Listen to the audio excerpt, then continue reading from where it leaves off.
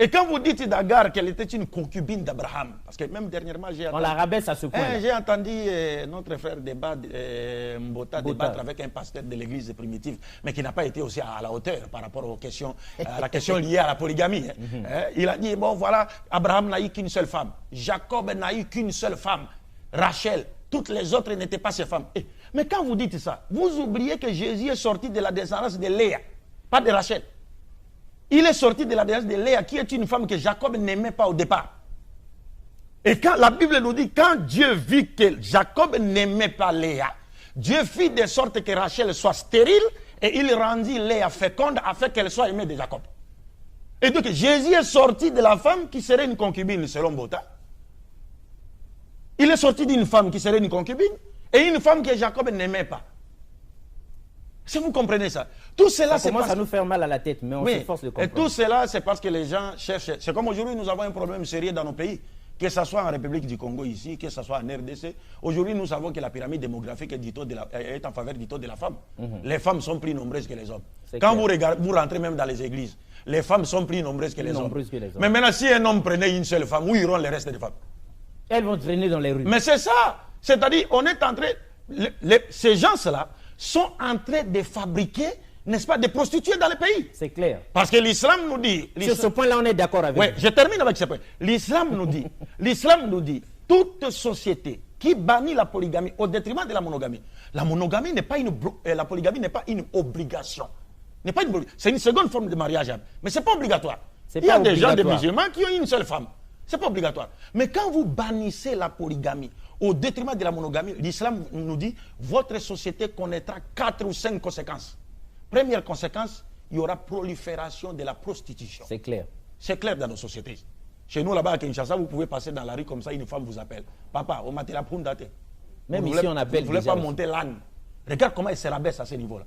Donc, il y aura prolifération de la prostitution. 2, il y aura quelles conséquences? Prolifération des enfants illégitimes.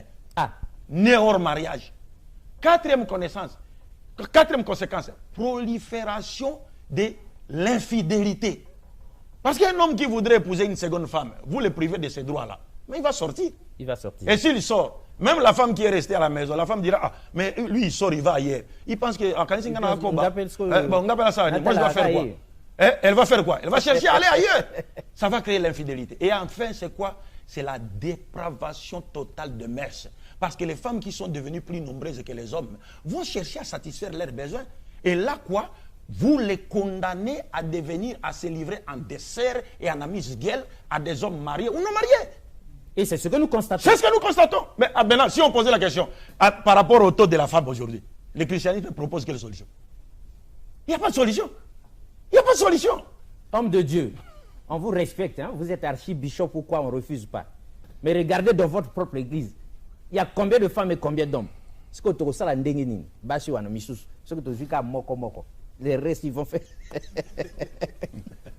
Donc tout ça, c'était déjà vu et planifié. Le prophète avait tiré la sonnette d'alarme. Comme pour dire, si une société bannit la polygamie, qui n'est pas obligatoire, mais si vous bannissez complètement, alors attendez-vous à ces 4 conséquences-là. Et nous vivons ça. Et nous vivons ça. Et nous savons que Jésus est Mais depuis ce temps-là, pourquoi vous ne nous aviez pas dit? Non, on a toujours parlé de cela. Et nous disons que Jésus lui-même... Mais les hommes de Dieu doivent changer. Nous, on peut avoir 3, 4, 5 sœurs en plus, ça fait quoi? Oui. Monsieur Bongo, Jésus-Christ lui-même, que la paix de Dieu soit sur lui, est sorti de la descendance d'un homme polygame. Jacob a épousé 4 femmes. Il a épousé la grande sœur de sa femme Rachel, la servante de la grande, la servante de la petite. Les 12 tribus d'Israël sont sorties de ces 4 femmes. Mais on ne nous a pas dit ça à l'église.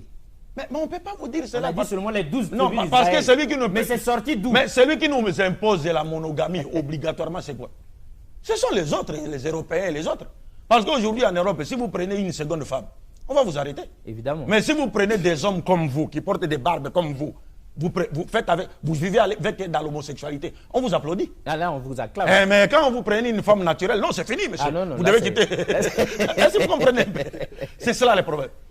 Donc nous disons dépravation des mœurs. Dépravation totale des mœurs. Au niveau mondial. Au niveau mondial, dépravation totale des mœurs. Oui, mais pour revenir sur nous. Pour revenir sur le sujet. Pourquoi on ne laisse pas les gens sur leur faim? On est dans le sujet. Oui. Mais quelle relation entre ce que vous délivrez là et le saint prophète du Coran. Mais la relation, c'est pourquoi quand Mohammed est présenté comme étant le messager de Dieu envoyé pour le salut de toute l'humanité, si aujourd'hui, par exemple, toutes les femmes du Congo embrassaient l'islam et tous les hommes du Congo, nous l'espérons, Inch'Allah, dans les jours à venir, deviennent des musulmans. Mais il n'y aura plus de femmes célibataires ici. En tout cas, aucune prostituée dans la rue. Aucune prostituée dans la rue. Les femmes, elles seraient occupées et seraient dans des foyers. Alors, je voudrais revenir à nos moutons en disant, c'est cela la promesse qui a été faite à Abraham. N'est-ce pas? Et Dieu l'a choisi pour cela. Mais Abraham a eu 2 fils, Ismaël et Isaac. Alors, en qui est-ce que cette promesse de bénir toutes les familles de la terre en Abraham allait-elle se réaliser? C'est la grande question. Isaac ou c'est pas